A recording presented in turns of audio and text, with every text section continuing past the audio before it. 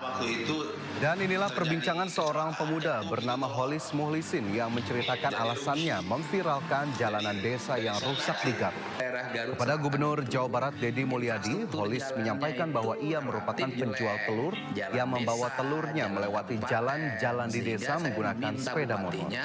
Kondisi jalan yang rusak di desa membuat telur-telur yang dibawa Holis jatuh dan banyak yang pecah. Bahkan Holis pernah mengalami kecelakaan akibat jalan rusak di desa. Bukan kewajiban bupati, sehingga ini yang saya kritisi mengenai komposisi. Ya, ini dengan yang lagi terkenal kemarin yang berani memposting jalan butut di Garut. Sekarang sudah berkunjung ke Lemur Pakuan untuk semakin semangat karena satu, audit desanya akan segera dilakukan. Ya.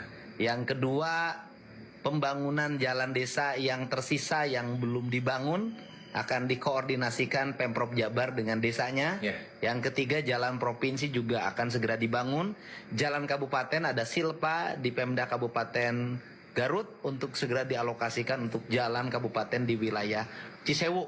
Dan selanjutnya dagang endognya harus lancar. Betul tidak, Kang? Betul dong. Dan yang berikutnya, program berikutnya adalah penghijauan. Siap. Di wilayah naon Garundul teh? Wilayah Tiwu Genteng. Wilayah Tiwu Genteng. Semoga Kami sebagai naon apa? Bapak nanti menjadi manor. Manor siap. Untuk manor ya. Gaskeun ya. Dan sekarang sudah terkenal katanya karena media sosialnya sudah jalan. Ya. Pokoknya mantap lah. Jangan lupa nanti mulai bulan April dagang nog jalannya sudah rapi. Amin, Tidak ya Allah. gajiligan lagi. Amin. Ya, oke. Siap. Semangat. Siap. Oh.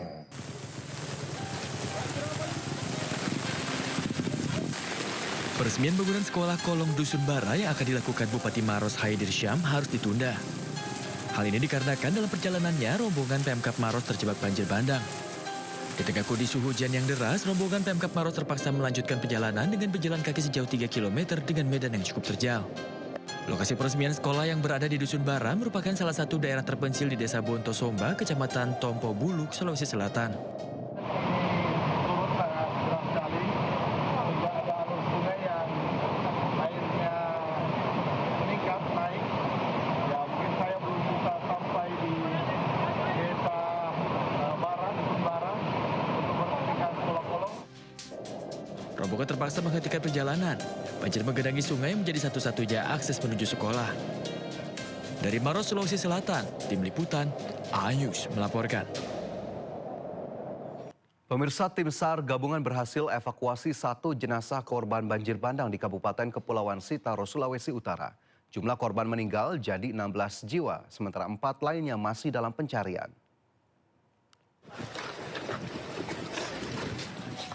Satu korban banjir bandang di Kepulauan Siau berhasil dievakuasi tim SAR gabungan dari Brimob dan TNI Angkatan Laut. Jasad korban ditemukan terjepit di antara material batu, pasir, dan batang pohon di Kelurahan Bahu, Kecamatan Siau Timur, Kabupaten Kepulauan Sitaro, Sulawesi Utara. Jasad korban langsung dievakuasi ke rumah sakit setempat.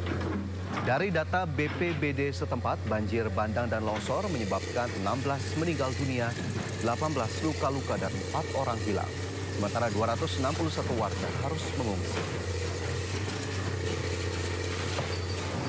Kita sekarang ada pencarian, juga ada membersihkan puing-puing yang ada di sana supaya jalur di sana bisa terbuka kembali. Banjir terjang 6 kecamatan di Kabupaten Tanah Laut, Kalimantan Selatan. Akibatnya ratusan warga harus mengungsi.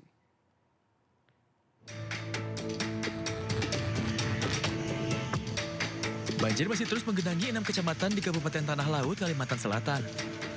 Sedikitnya 91 kepala keluarga atau 270 jiwa yang mengungsi di sebuah pondok pesantren akibat bencana ini. Banjir yang terjadi sejak menjelang tahun baru ini merendam permukiman di sejumlah kecamatan.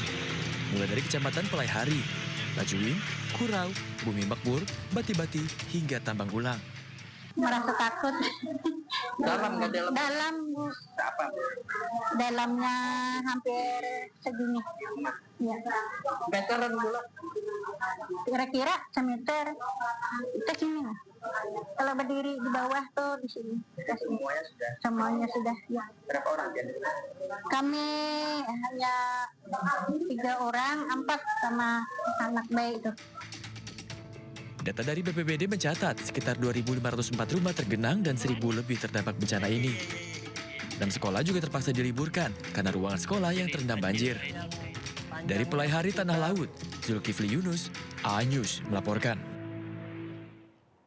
Perjuangan beberapa guru di Aceh Tengah yang mulai mengajar kembali pasca bencana banjir bandang dan tanah longsor mendapat apresiasi dari netizen. Beberapa guru harus bertaruh nyawa menyeberangi aliran deras sungai menggunakan seling menuju sekolah.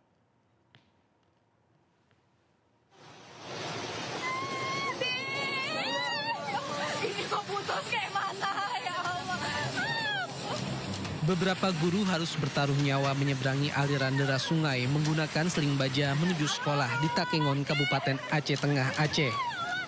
Guru-guru yang akan mengajar di Desa Bah harus mengantre setiap pagi untuk menaiki sebuah kotak yang digantung menggunakan tali baja dan menyeberangi sungai berarus deras. Satu kotak berisi 2 orang dan kemudian ada seutas tali baja yang akan ditarik dari seberang sungai agar kotak ini bergerak meluncur menyeberangi sungai. Meski harus uji nyali menuju sekolah, hal tersebut tidak menyurutkan semangat para guru ini untuk mengajar.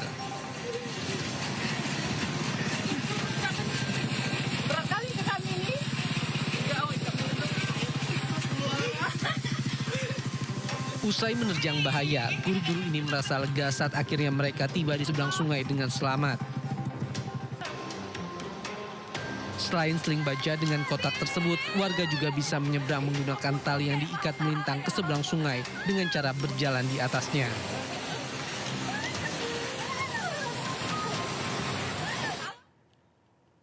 Bareskrim Polri tetapkan tersangka kasus kayu gelondongan ilegal yang terbawa banjir dan longsor saat bencana Sumatera.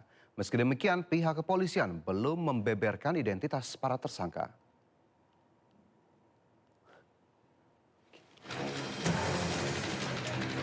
Direktorat Tindak Pidana Tertentu Bareskrim Polri menetapkan tersangka dalam kasus pembalakan liar atau illegal logging di Batang Toru, Tapanuli Selatan, Sumatera Utara. Diketahui penetapan tersangka dilakukan setelah penyidik melakukan gelar perkara bersama pihak kejaksaan Jumat 2 Januari 2026. Direktur Tindak Pidana Tertentu Bareskrim Polri Brigjen Pol M. Irhamni menyebut sudah ada 2 tersangka. Meski begitu, Irhamni belum merinci terkait identitas para tersangka itu. Sebelumnya Irhamni menyebut status kasus kayu gelondongan di daerah aliran Sungai Garoga Tapanuli Selatan hingga Sungai Anggoli Tapanuli Tengah ke tahap penyidikan. Irhamni juga mengatakan pihaknya bakal menerapkan pasal tindak pidana lingkungan hingga pencucian uang di kasus kayu gelondongan yang diduga menyebabkan banjir dan longsor di Sumatera. Tim Liputan iNews melaporkan. Kita ke informasi selanjutnya, pemirsa. Setelah ditetapkan sebagai tersangka, Dr. Richard Lee diagendakan untuk diperiksa Polda Metro Jaya hari ini. Dr. Richard Lee ditetapkan tersangka terkait kasus produk kosmetik yang dilaporkan dokter detektif.